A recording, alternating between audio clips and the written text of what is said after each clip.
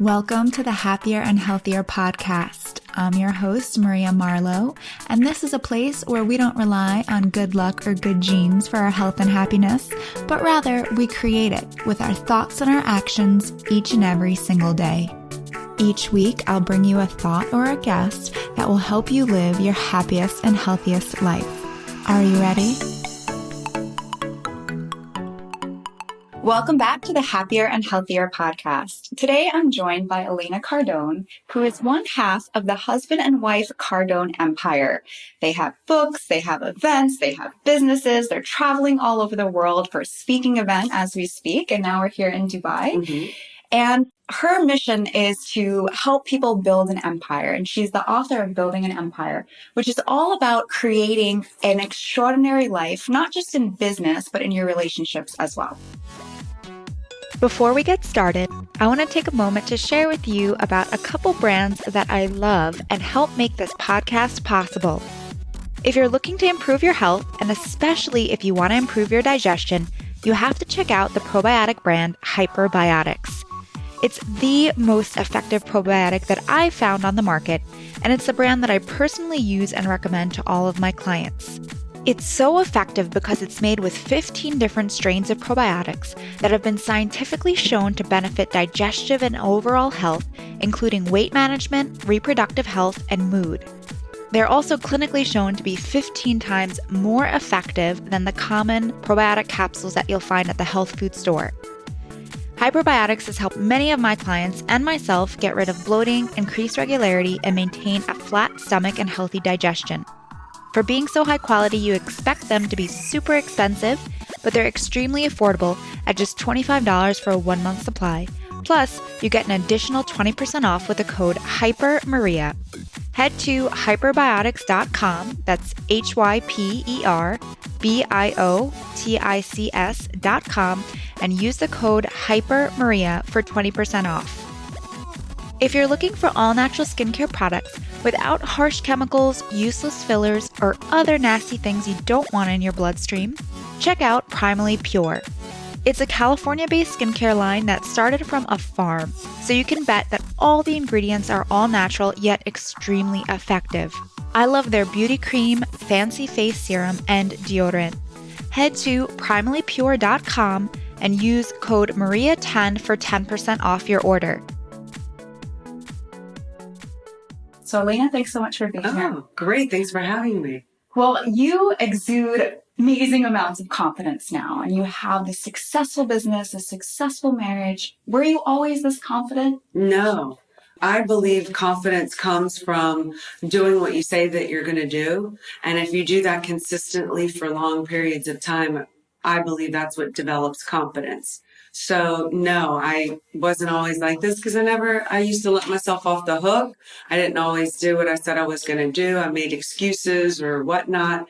And so when you let yourself down and you don't really believe in yourself and you've accumulated enough losses with yourself, it's hard to have confidence and think that you can achieve much. But once you do those kind of things, it's kind of hard not to have confidence in yourself.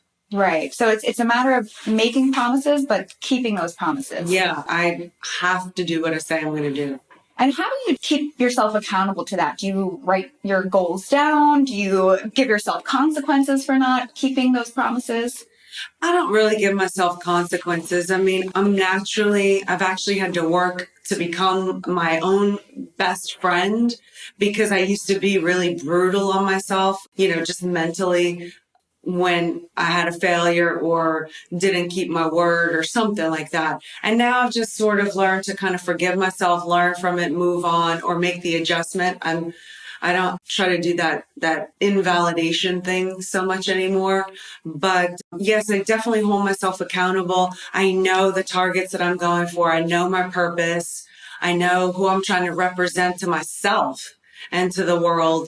I don't write my goals down every day like Grant does and a lot of other people do. And I know that is a successful action. I personally don't do it, but I do hold myself accountable for that because I know how important it is. It's so important to do what you say you're going to do because when you start establishing these goals for yourself that are extremely unrealistic, it's easy for the universe forget everybody else that just looks at you and wants to laugh at you. The universe won't believe you. But you start doing what you say and showing up enough times over and over and over, then eventually you can get to the point where you can say, oh, I'm going to be a billionaire. And everyone's just like, believes you. They're like, yeah, of course she's going to be a billionaire. Why wouldn't she? She does everything she says she's going to do. Yeah. And I think the universe at that point surrenders and goes, you know what? I'm not messing with her. I'm going to go pick an easier target. Yeah, you know? I love that. And I find personally, it's the times when I'm not sticking to my promises, where I say I'm going to do something, but don't actually do it. Yeah. That's when I start to feel a little uncomfortable and just not great and, you know, just uninspired. But it's when I take those actions and really do what I'm going to do, that's when I feel like everything just starts to flow. Yeah, and you actually start having more energy. Tired. I believe tired comes from a similar type thing of not doing what you say you're going to do, but also failing or not giving yourself little sub-targets along the way. Because sometimes the goal is unattainable. I want to reach 7 billion people on the planet. I don't know if I'm actually going to achieve that. That's lifetime. Yeah. You know, but it's a goal that is so big that it makes me have to push and shove and work and fight every single day of my life to go for that goal and not be petty on the little small things or getting into fights with Grant or whatever, because the goal is so big that we both have that's what I need to keep me focused. But the tiredness, I believe, comes from when you've had too many losses and you've accumulated too many losses, or you're not having enough wins to keep you going. That's when you get tired. But when you're doing things and hitting little targets, it doesn't have to be the huge ones. It could just be, I'm going to drink my water, I'm going to eat healthy, or I'm going to work out or whatever, or I'm going to write in my purpose down every morning or night. The little things. But if you can consistently do it, you'll find that you start generating more energy within yourself. Right. And so one thing for both you and Grant that I know you talk about all the time is setting bigger goals. And I think for women, sometimes we sell ourselves short and our goals are not quite as big as they could be. Mm-hmm. Why do you think that is? And how do we get over that fear and start saying, okay, I am going to reach 7 billion people and why not 100,000 or 1 million, mm-hmm, you know? Mm-hmm. And you can start off with 100,000 or 1 million, you know, it's okay. But as you go along, you know, increase the approach. I go for big. I'm not aware. Why do you think women have this? I coach a lot of other health coaches that are just starting out in their business. And one of the biggest fears they have is around pricing. And so I was just talking to a woman the other day, and she was offered a job at one of these large multinational companies to do these wellness lunch and learns. Mm-hmm. And she's like, oh, you know, what should I charge? I was like, well, what do you think you should charge? And she was like, oh, like, I don't know. I was trying to calculate my time there and maybe $250. I was like, $250? I was like, no, like 10x that. You know, these are huge corporations. Yes. And you're giving them so much value. Right. And you have to charge way, way more than that. So I just feel like it's sometimes, not all of the time, but I just feel like, you know, even in my family life, I have an older brother, we come from an entrepreneurial family. Mm-hmm. I have my own business. My grandfather had his own business, right? And I find with my brother, whenever he starts a business or he has an idea for something, he is going like balls to the wall, you know, 110%, speaks about it as if he knows everything, even when he knows nothing. Whereas I'm much more measured. I will take the time and like, I don't want to go like speak too big. You know what I'm saying? Like I'm a bit more reserved about it. Yeah. Or even we know with jobs that women tend to only apply to jobs that exactly meet the criteria that they have. Whereas men, if there's some criteria on their job listing that they don't have, they'll be like, whatever, I'm going to apply anyway. Yeah, exactly. I know what you're saying about that now. It's the ask, and I don't know where it comes from, but the solution is a woman has to understand what involves in the finances and what it takes to run an empire, expand an empire. It's like what you said, you know, not only calculating the time, but the value and what you have. And once you understand what it takes to run it, then you understand what your bare needs are and then ask a little bit over that. So maybe they just haven't done the basic math on what it takes to survive. Yeah. And to write down all the bills that you have. You know, the clothes, the hair, the nails. I mean, we cost more than money pits. You know what I'm saying? But once you understand your value and what you have to exchange. It's all made up. That's the thing. The money is all an illusion. You're just going to put a price on it. It's a made up number anyway. Who is the one that quantifies the value? But if you can own that and understand it and then just sell the value. Right. So it is difficult. I have a tendency to want to give everything away for free as well. Especially because I don't know, I think we're caring, we're nurturing, we're loving, we want to give. But you also have to be able to monetize because we live on an economic planet. So, you can't buy diapers with a hug. So, Yeah. And I think that's also where the confidence piece kicks in a little bit too. Yeah. It's like when you really know your value and you know your worth, you're confident putting a price on that and charging what you're worth. Yeah. And also for these corporations, if you so undervalue yourself, then you aren't legitimate in their eyes. They're going to see you as not having the expertise. When something comes in really low under market value, it makes me nervous. I'm expecting to pay more. So when it comes in really low, I think they're amateur. I almost would rather pay for more and know what I'm getting and be certain that I'm getting that rather than going with the cheaper route because it makes me so afraid that it's not going to deliver. Right. Yeah. And I always use this analogy of a purse. If you spend $10 on a purse, you're going to treat it one way. If you spend $1,000 on a purse, you're going to treat it another way. 1,000,000%. It's why I feel like there are certain things that I have to charge for, even though I'm at a place in my life where I really don't have to. I'm at a financially free, stable condition in my life. But if I give everything away for free, it's like the $10 purse you're talking about. It's not either going to be taken seriously or whatever. Someone is forced to invest time and energy, time and money into something. They're going to then want that back in exchange for it. Right. So it's very important to get the exchange for your goods and products and services. It goes both ways. Right.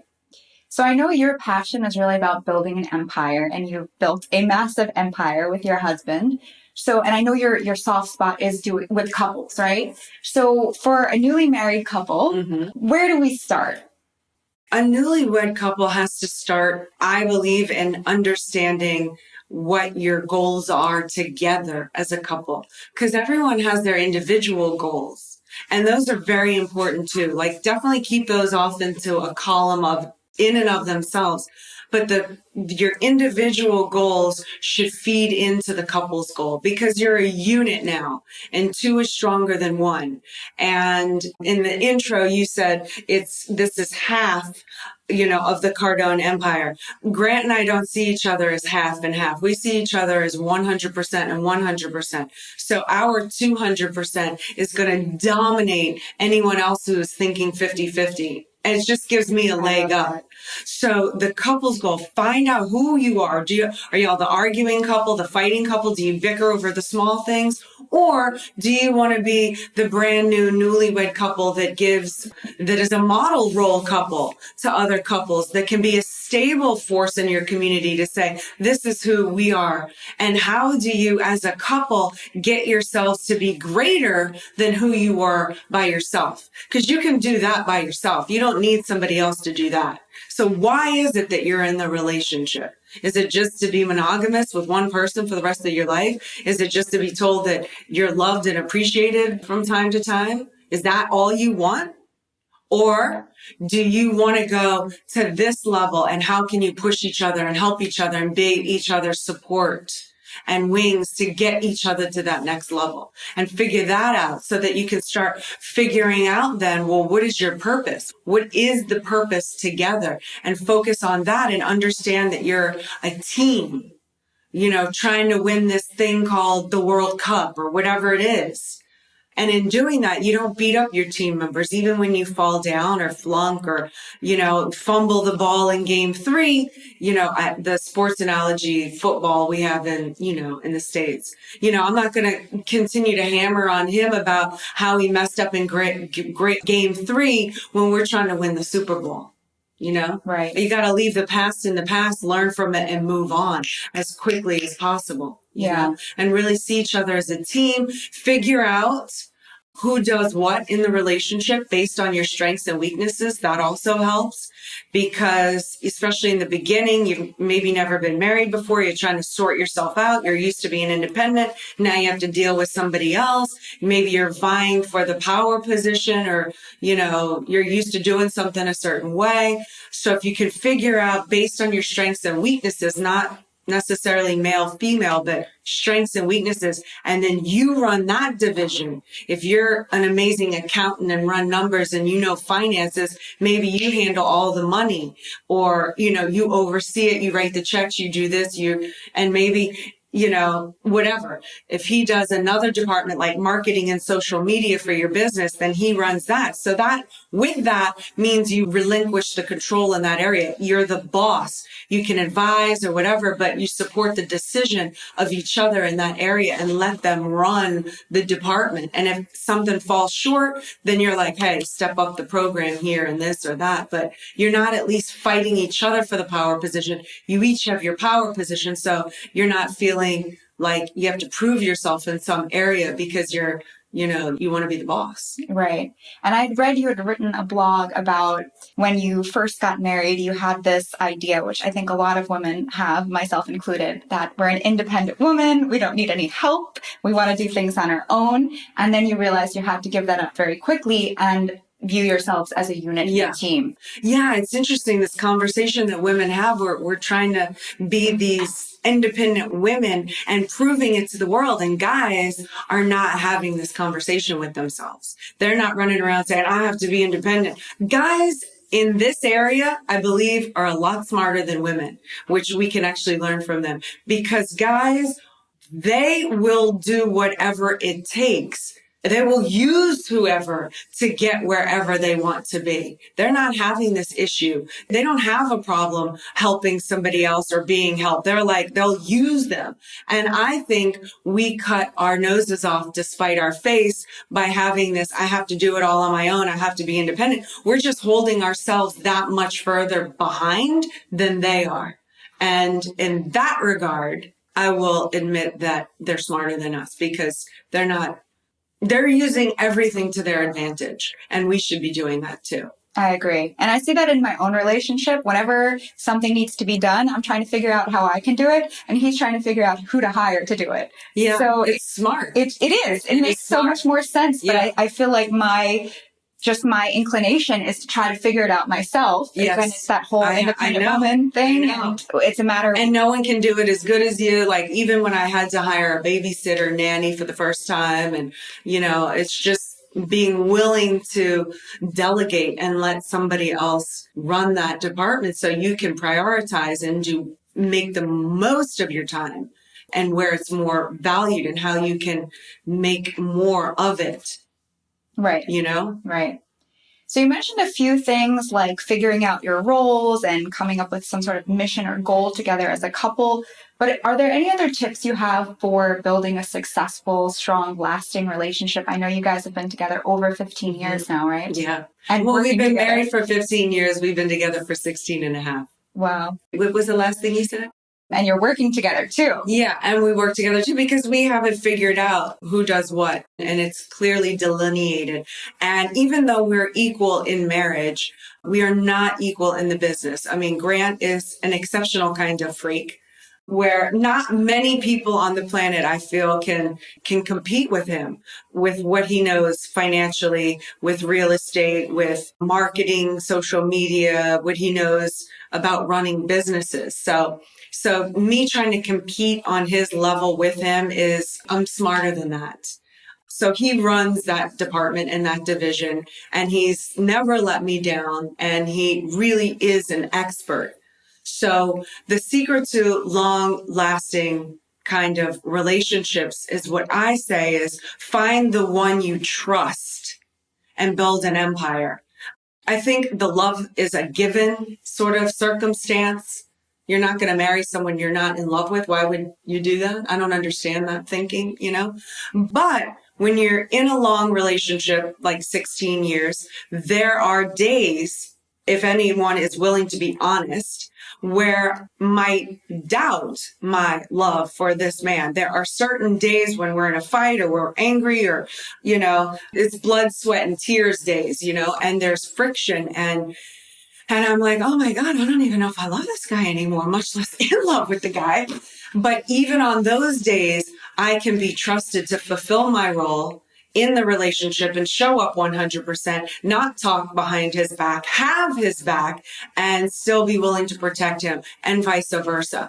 And so when you can trust someone to deliver on the days, even when you doubt that love, but if you were just like, find the one you love, then when those days show up, you're like, I don't love him, I'm out.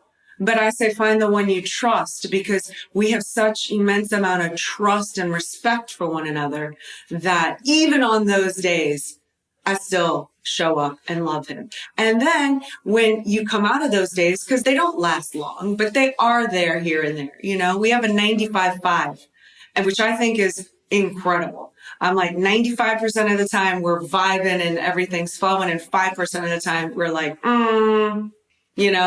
So that's the big thing and you develop the trust by same thing, doing what you say you're going to do in the relationship, by being honorable, by having integrity, by when you're in a fight or an argument, you're not running out flirting with guys at a bar. Even just a flirt is, it takes a toll, because you shouldn't be doing it, much less, God, if you go out and cheat on the relationship, that's you just took it out the park, Right. But I'm talking even little things, nattering to your girlfriends or to the guy friends about, oh, she's this or that. Like even those little things take a toll in the relationship, that really you have to have discipline to keep your mouth shut and not try to go get sympathy from your girlfriends or need to be heard or asked what to do. You're smart. You're intelligent. You don't need to know what to do from your girlfriend who doesn't know what it's like to be with a powerful, successful, entrepreneurial man. They're probably single. They want what's best for you. They're probably not going to give you the best advice for you. They're trying to tell you how to be the best advice from their reality, but chances are it's not your reality. So we keep our own counsel and figure it out for ourselves. And then after we figured some things out, then I feel like I can talk about certain issues, but I'll never talk about issues when I'm going through them. Yeah, I think that's a really bad idea, because that's just going to get you even more confused. It is, because then the problem is you make up with the boyfriend, the spouse, whomever. You make up with them, but then you've just, dumped literally on your friends about him, and they're stuck with it. And so they don't go back into the relationship and see his side, which makes sense to you because now you can own up to what you did, and they don't see his side, and then you're back together, and then you're like, oh my gosh, isn't he great? Well, no, you just dumped on him. So they're sitting with that. And then as time goes on, they'll remind you, or they'll bring it back up, or it comes back up, and you thought you were over the issue, but now it's back in your mind, and then you get back together with him, and then you're like, oh, they said that thing that you complained about, like, oh, he's so hard on me. And then they said, oh, but he's always so hard on you, and when does he give you a break? And then you're like, shit. And then the next thing you know, y'all are fighting over the same thing all over again when it should have been done.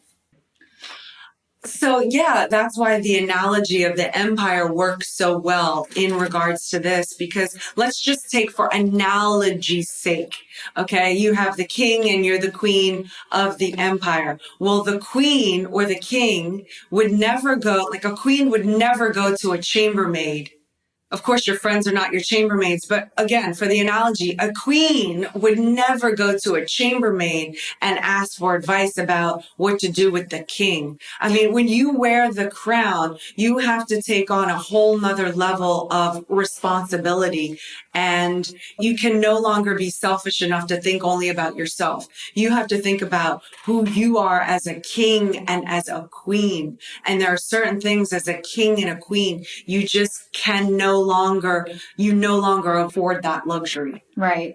And I think the idea or the practice of going to your friends and asking or complaining or asking what to do, that in a way, I think also chips at our confidence, because we're innately telling ourselves that we don't know what to do. Mm-hmm. And we're relying on outside sources for it. Right. So it's just this whole perpetual downhill situation. Exactly. And in our culture, at least in America, we're taught to talk about our feelings, and we have our girlfriends, and I love my girlfriends, but my girlfriends are my friends. They're my support to support me in becoming a powerful woman. My girlfriends are not my therapist.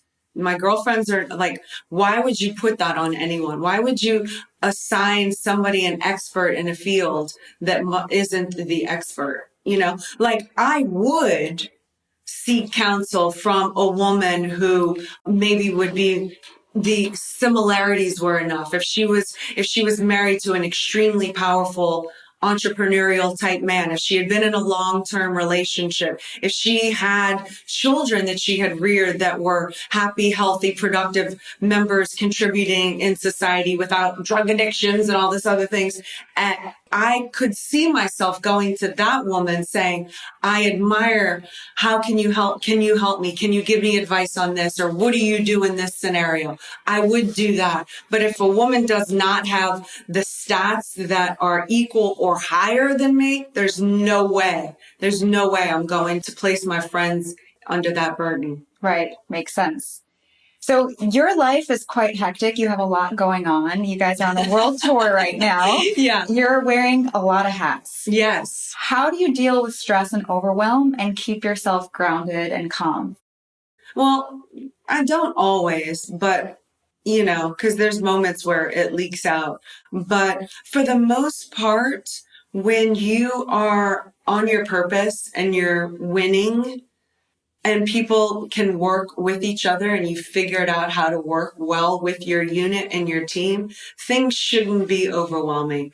And when things do get really overwhelming, when many things are coming in a lot of the times at one time, I will just pick one thing.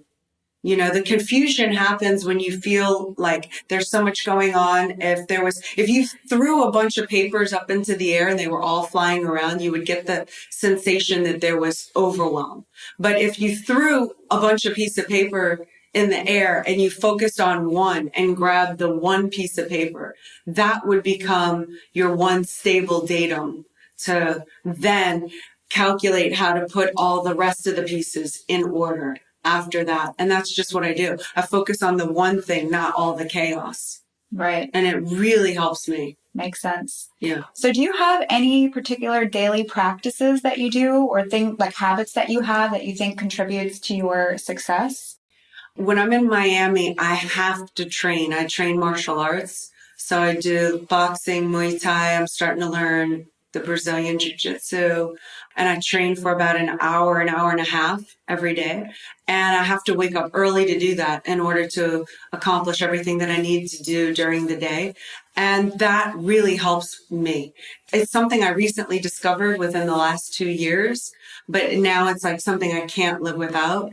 It helps me not only physically, and talk about confidence. Like I had never thrown a punch before in my life before. I mean, not like a real one. When I was a kid, 9, 10 years old, and you fight with the neighborhood kids. That's how we were. That's how I grew up. Yeah. But not as an adult. I've never been in a fight or anything. But I mean, just the confidence of actually learning how to throw an elbow, a knee, a kick, a punch, and because I never thought of myself as being able to, and to be able to take a hit and defend yourself. That builds confidence for me. So it helps me in many different ways. Not only does it help me physically get a workout, but mentally it helps me. I just get this endorphin release every single time I train. And then the confidence comes out. Confidence not meaning I ever think I could get in a fight and win against a man. You know, like I'm not delusional, not that kind of confidence, but confidence of doing what I set out to do and training myself and getting better every day. And, you know, I literally train with UFC fighters that I see on TV in an octagon. And these guys come at you and it's scary for me and overwhelming. And then I'm fighting them and having to spar with them. And then I go out in life and have to speak in front of people. And suddenly, even though I might be a little nervous to do that, it's a lot easier than facing these.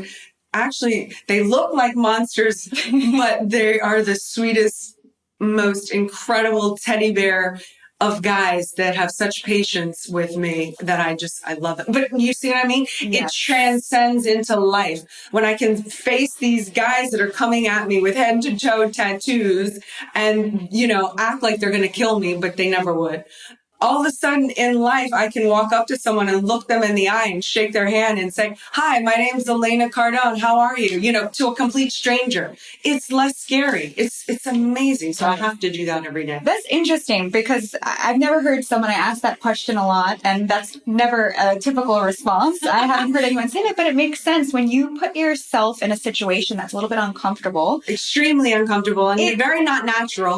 Very unnatural. It helps you in your life when you are in an unnatural situation, like going up to a stranger and introducing yourself. Exactly. Or going on stage in front of thousands of people. Exactly. That's very interesting. It helps me big time, you know, and it's an incredible world that I've been exposed to with the martial arts world. And I've done martial arts literally around the world on my global world tours. I've trained in Abu Dhabi with a black belt there and, all over in Thailand. And it's very, very similar type of person that understands that world. And I have never been treated with disrespect, only respect. And they train you hard and they see you as an equal in martial arts. Right. Of course, they would never hit me as hard as they would hit a man. And I appreciate that. Yeah. I do appreciate I should tell them to stay away from this area. I've had 2 black eyes. Grant wanted to murder me. Oh my murder God. me. Yeah. It's not good because it doesn't cover. Right. And then I go in front of 6,000 people and have to speak with a black eye. It just does not look good. Yeah. Wow. Yeah.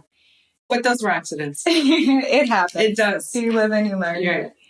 So your whole mission is about building empire. You want to reach 7 billion people. Is that right? Yeah, only the whole planet. Right. I don't ask for much. So what do you want them to know? What is your message and what do you want them to know about building an empire?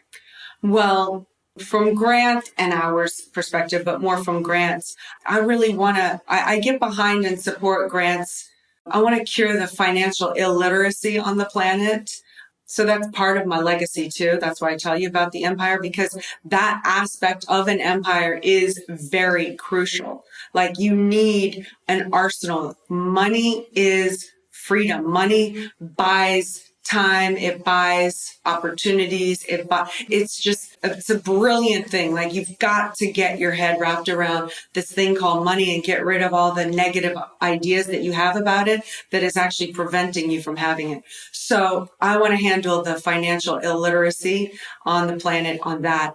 In terms of building an empire, the 7 billion people, I want to bring the concept of expansion, big ideas, and especially relationships. I want to bring the family life back to being cool and relationships back to being cool and the benefit of those and how you can be better together. Even though it takes work, it's not easy, but you know what? If you're going for the gold medal, chances are you will have had to put in some, again, blood, sweat, and tears.